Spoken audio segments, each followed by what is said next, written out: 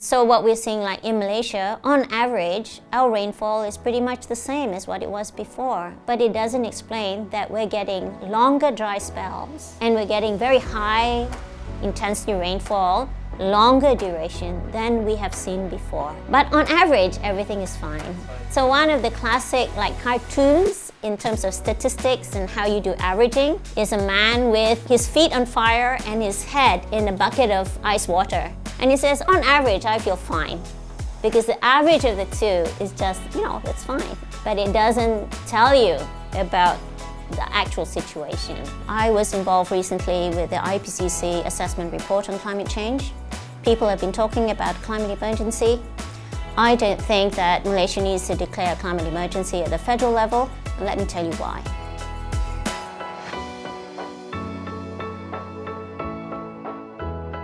There's no certain definition of what a climate emergency is. When we use the word emergency, it's very scary to people because they think that, is it going to be like a lockdown? There's military, police out, I can't go out of my house or things like that. So I think in how people have been using the word climate emergency, it's more to say that we need to take action now. Local councils or districts or city councils can enact bylaws. For example, if they want to reduce the number of cars entering into the city, they could do like what Singapore does. You enter into a city zone, you have to pay a higher fee. Or parking rates might increase because they want to encourage people to use public transport. They could require that all new housing developments use solar panels. There might be some restriction on energy using. Part of it could involve education. Like Japan, we would have to teach this to children in school so they would know what to do. These are actions which have to be undertaken in every and each project. If you do have a climate emergency declaration, then at every meeting of the ExCom, for example, or at council level, then there should be an agenda item of climate change, actions. What actions are we taking? A declaration of climate emergency should be done by people who have the authority to implement action. And that means that it should be declared at the subnational, state, or even district level. It shouldn't be done at the federal level. That's because different parts of Malaysia face different types of risk.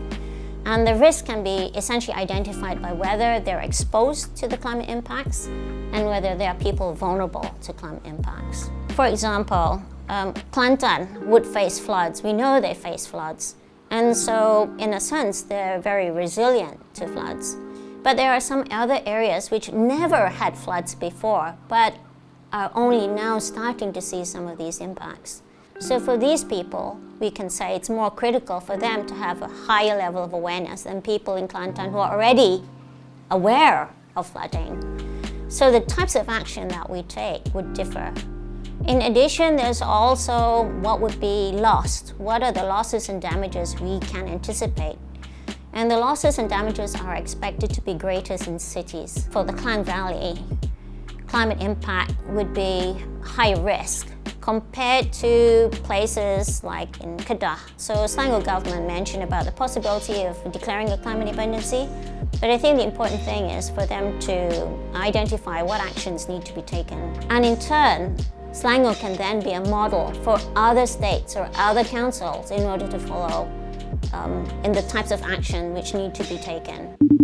One of the problems, with many of the climate emergency declarations around the world is that it focuses almost exclusively on mitigation policies, such as green housing or carbon offsetting. When we talk about tackling the climate crisis, essentially there are two parts to it. The first is really on climate mitigation. So mitigation is really about how do we cut down, on such emissions. The second part of the equation is on climate adaptation. So adaptation deals a lot with trying to prepare, for a crisis situation. So this is assuming that temperatures are already increasing beyond 1.5 degrees Celsius, meaning to say that we will be experiencing more extreme weather events, floods, droughts, potentially forest fires. What are we doing specifically to adapt to such scenarios? It is important for us to not just focus on the mitigation side of things, but also what are our adaptation action plans, that need to be laid out. Because already, I don't think that we are sort of on track, towards meeting the 1.5 degrees. We're already at 1.1. The real question that we need to ask ourselves is, are we prepared, to face this extreme catastrophic events, which will actually happen more frequently and more severe, which is why I think the time is right for us to actually start, pumping in more resources and start looking strategically in terms of how we are actually adapting, right, to the challenges of the climate crisis. And unfortunately, it's often this vulnerable groups of people that actually suffer the most when it comes to the brunt of such catastrophic events. The reality of the situation is that there should not be a one-size-fits-all solution when it comes to climate adaptation. You would have to consider the localized context, right, of different states. The breakdown of socioeconomic status is different to a certain extent.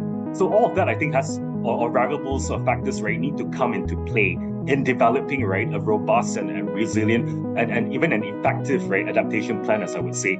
Malaysia isn't ranked amongst the countries that would be vulnerable to climate change. And I think one of the reasons also is because we have a very strong middle-class economy. That means people have a good level of education, good level of income, and have the ability to, recover. But it's really a relative issue.